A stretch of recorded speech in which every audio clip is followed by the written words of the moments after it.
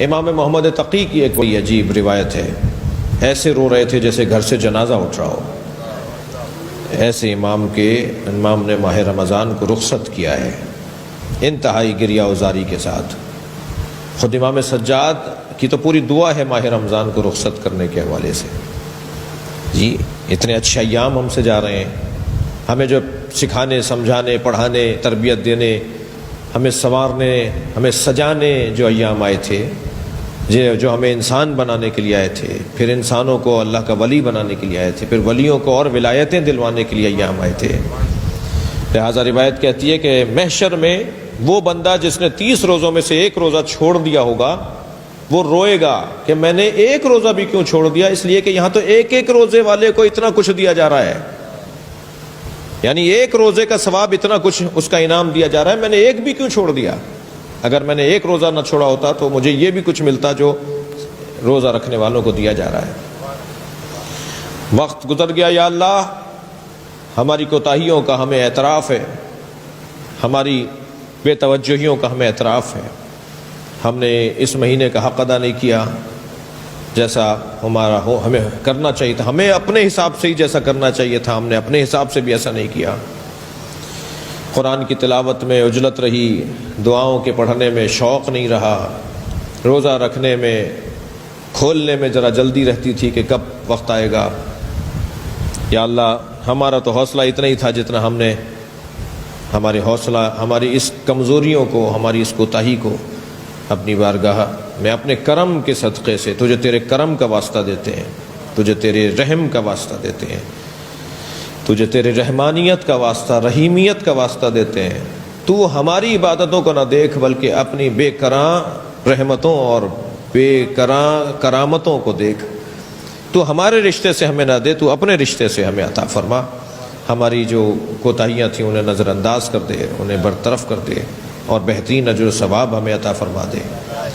اور جو عید کا دن ہمارے لیے آئے اس دن کو ہمارے لیے، مسلمانوں کے لیے عید قرار دے، نبی اور آل نبی کے چاہنے والوں کے لیے شرف قرار دے، عزت قرار دے، ہمارا وقار بڑھے، ہماری عزت بڑھے۔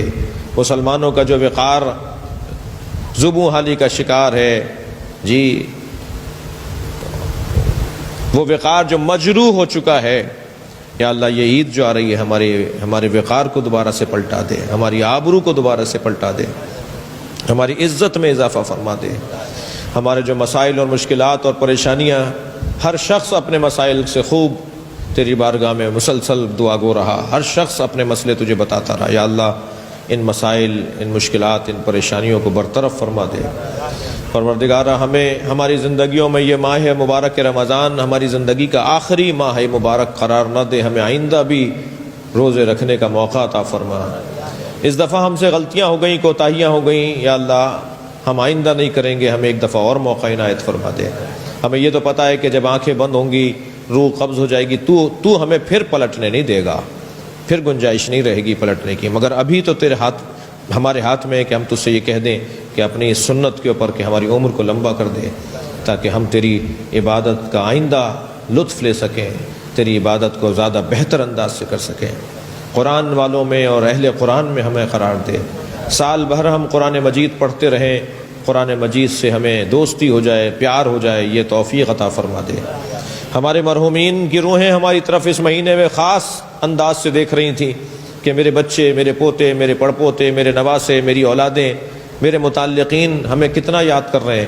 یا اللہ ہم نے کوشش کی کہ اپنے مرحومین کو بھی یاد کریں، جو ہم سے رہ گئے، جو ہمارے عزیز مرحومین ہم سے یاد کرنے میں رہ گئے یا جنہیں ہم نے یاد کیا، یا اللہ ان کی مغفرت فرما دے۔ ہمارے ان نوجوانوں کو، ہمارے ان آئندہ نسل کے افراد کو، ان بچوں کو بہترین تعلیم، تقوی، روزگار، ہمت، حوصلہ، جوانیاں عطا فرما دے۔ ہماری بچیوں کو عفت و پاک دامنی، تربیت اولاد، شوہر کی خدمت، اپنے گھر کو چین سکون سے رکھنے کی توفیق عطا فرما دے۔ جو بیمار ہیں، جو مریض ہیں، انہیں شفاء کلی اور عاجلہ عطا فرما دے۔ پروردگارہ ہمارے اس ملک، خدا داد ملک، عطا الہی ملک کے مسائل اور مشکلات کو آسان فرما دے، اس کو ترقی عطا فرما، اس کی حفاظت فرما، اس کی خدمت کی ہم سب کو توفیق عطا فرما۔ یا اللہ ہماری سرحدوں کی حفاظت فرما، ہماری نظریاتی سرحدوں کی حفاظت فرما۔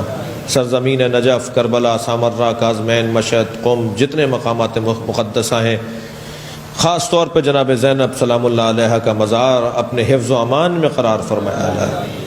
مکۃ المکرمہ، مدینہ منورہ کی حفاظت فرمایا اللہ۔ ہمیں اس کی حفاظت کے لیے اپنی کوششوں کو بروئے کار لانے کی توفیق عطا فرما۔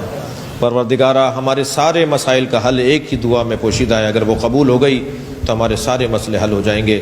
یا اللہ، امام مہدی کے ظہور میں تعجیل فرما، تعجیل فرما، تعجیل فرما۔